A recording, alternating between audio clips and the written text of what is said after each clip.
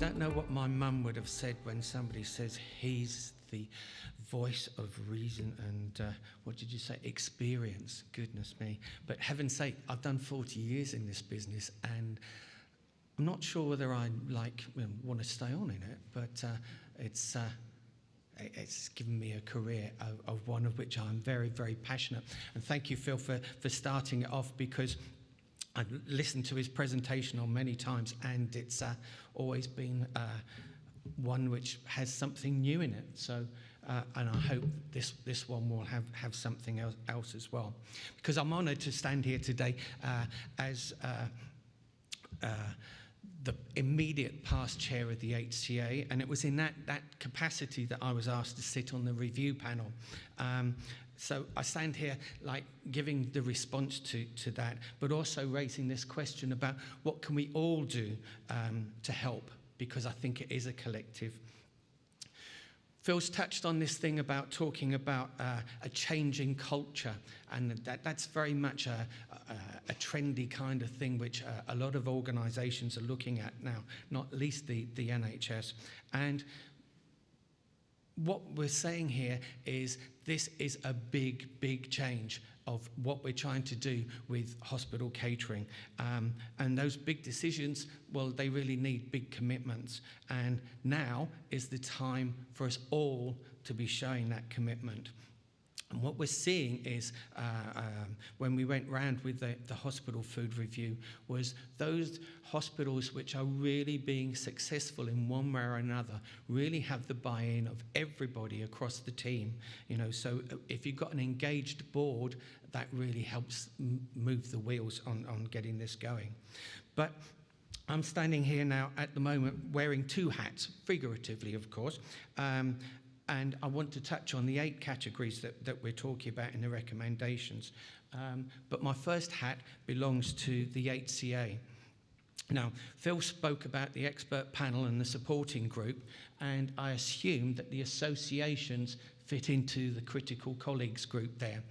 But I've moved the HCA out to being front and centre, because I believe we are critical to the whole thing that this is all about. The hospital caterers are really in the hub of making this change.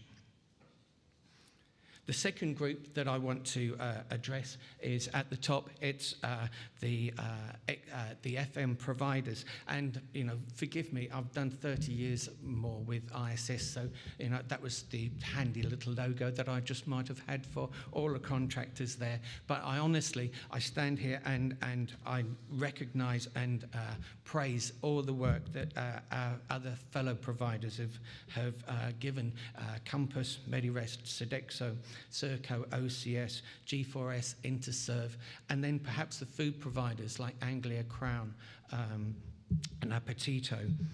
But first of all, I'd really like to be looking at the hospital caterers. We were founded in the same year as the NHS. We were the first professional association to be founded in the NHS, so we do have a lot of experience, over 70 years, of course. And our strapline then is food is the best form of medicine. You don't have to take our word for it.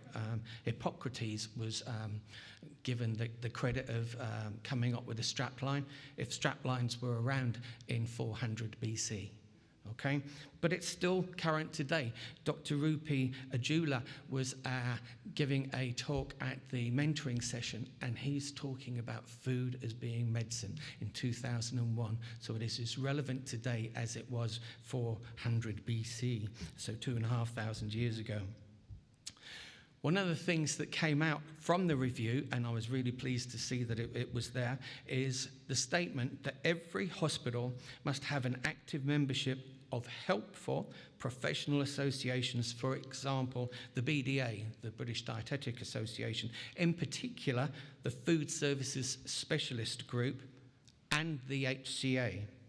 We, the HCA, are the voice of the hospital caterer. We have 15 branches across the nation. We are an intrinsic part of the overall plan, but we represent all 4 nations fully aware that the Hospital Food Review only covers England, but what we're able to do is to step across the borders and to be saying to the other countries in the UK of like, what else can we do? What is good? And if it's better in Scotland, let's learn from that lesson. If we can teach Northern Ireland to do something a bit better, or Wales, or whatever, it's a two-way process, and the hospital caterers play a big part in that. The hospital caterers on the review panel, when we were marching around various hospitals up and down the country, as I say, I've been around for a very long while, and unfortunately some of the hospitals that we went into, I was reintroduced to some of the equipment I'd seen many, many years ago. And that is a fundamental in our whole operations, that there's been such a chronic lack of investment in all of our equipment that we are really at the stage where we are today. And many of the hospital caterers that I champion here, I have to pay tribute to, not only because you are as much frontline workers as the doctors and nurses throughout all of this pandemic, but you've also been having to grapple with some really difficult equipment to get your stuff out to the patients.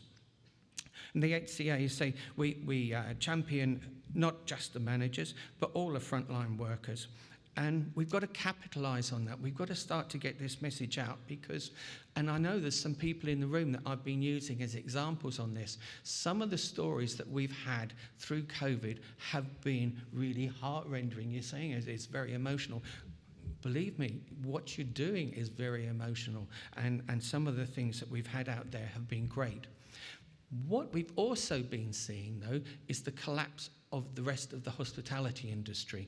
And really, as a hospital caterer, we have to believe in the whole of the industry.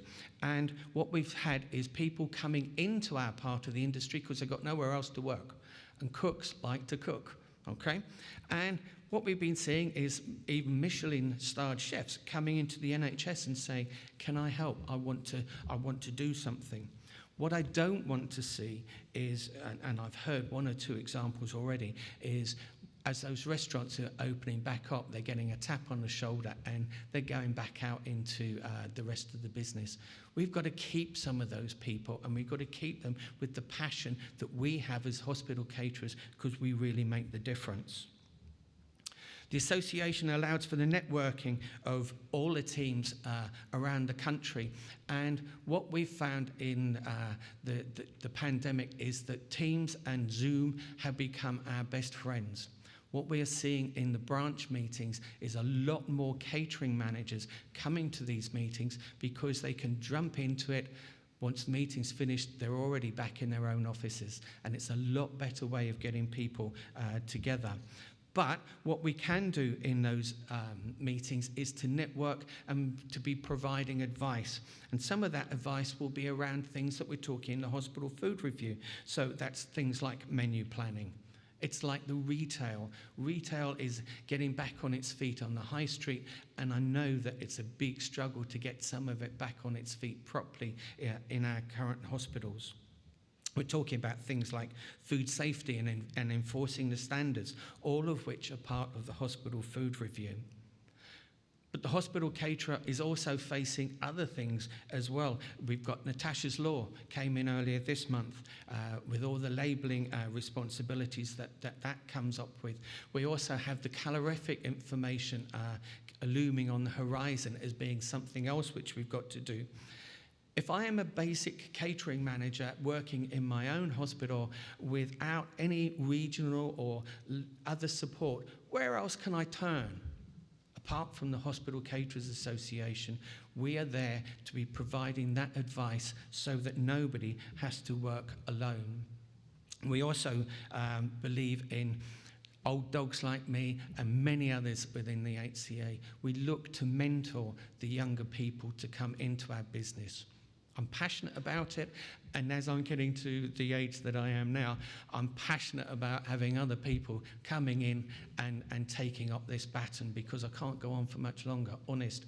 But there's really some ways that we can actually raise our profile, because as hospital caterers, we really can make that difference. And that's really what the HCA is all about. We have our own initiatives already. We have 24/7, 365 nutrition and hydration. That's something that's been on our radar for a long time, not just for patients, but for our own staff and the staff and well-being of everybody in the organisation. So there's lots of things that we can offer on these kind of things to be moving these things forward. But then I'd like to turn briefly then to the other part, my other hat, and that's the FM providers. And in the recommendations, Phil and Prue actually wrote that we've made recommendations for both contractors and in-house caterers. For once, it's starting to get into this psyche that around a third, I think I'm right, around a third of the service is outsourced, okay? So the contractors, if we take that on simple terms, the contractors serve 41,662 patient meals per day, which works out 47 million meals in 2019. And we spend, on your behalf, over £211 million on food alone. Okay, so we're making a significant contribution.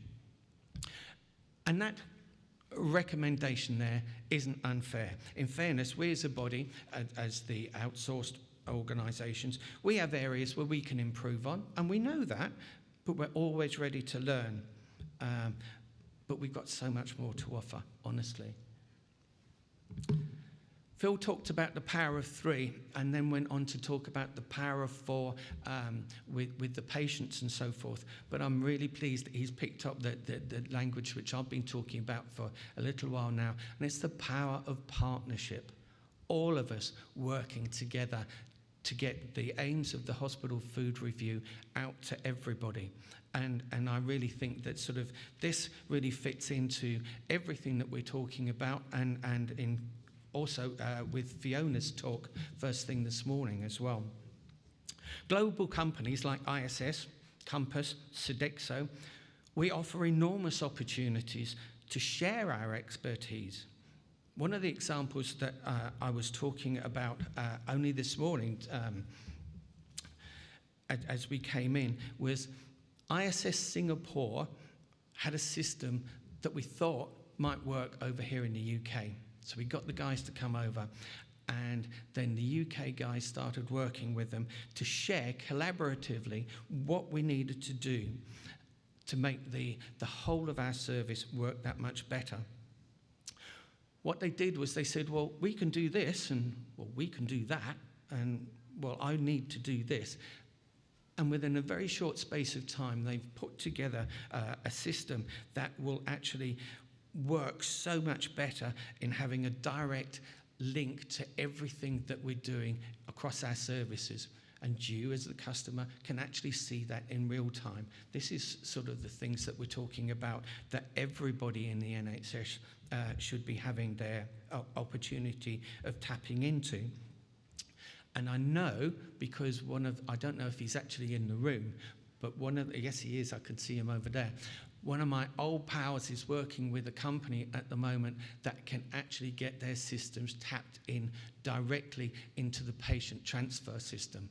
If we can get that kind of confidence in a partnership, then we really do have a chance of actually following the patient with their meals, with their dietary requirements, with their allergens. Everything else can actually go with it, but we need to work together in partnership, and I really hope that we can actually get some traction with things like that.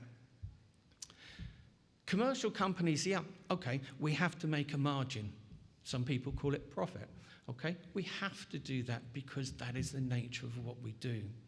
But what's so easily forgotten is an awful lot of that profit actually gets reinvested into our own organisations with their innovation, because it's got to come from somewhere. And at the moment, there is no central resource of innovation. So each company is looking to do different things to make it them the reason why their customers should buy them.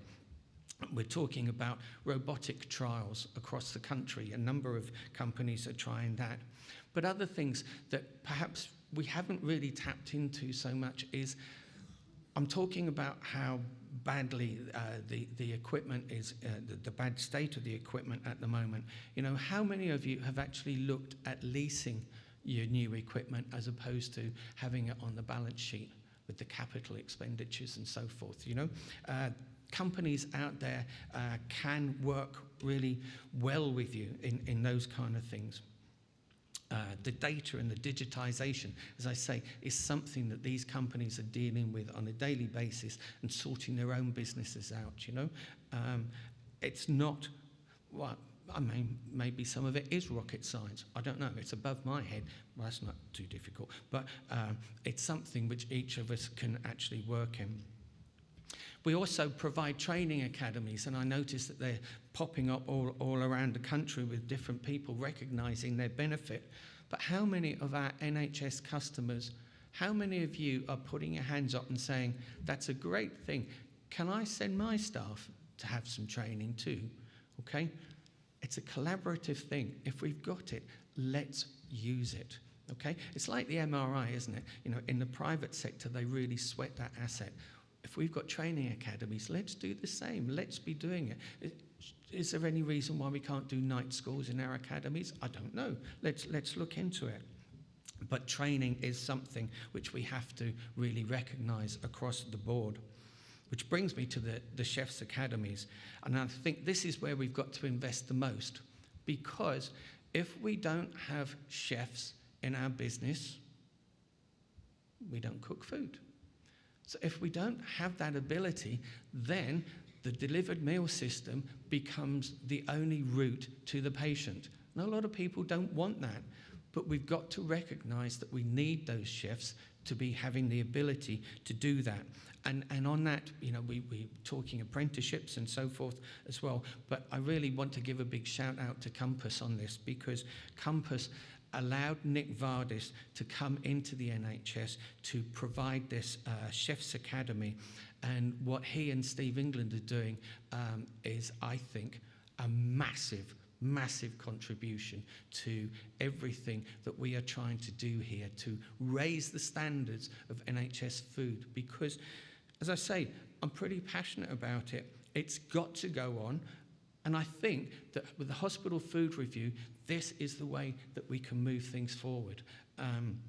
If we all pull together, we can achieve much more in answering the recommendations put up by this review. So I hope what Phil said, what I've said, everything else that you're seeing today, you're going to go away thinking you're going to make it work. Please do. Thank you.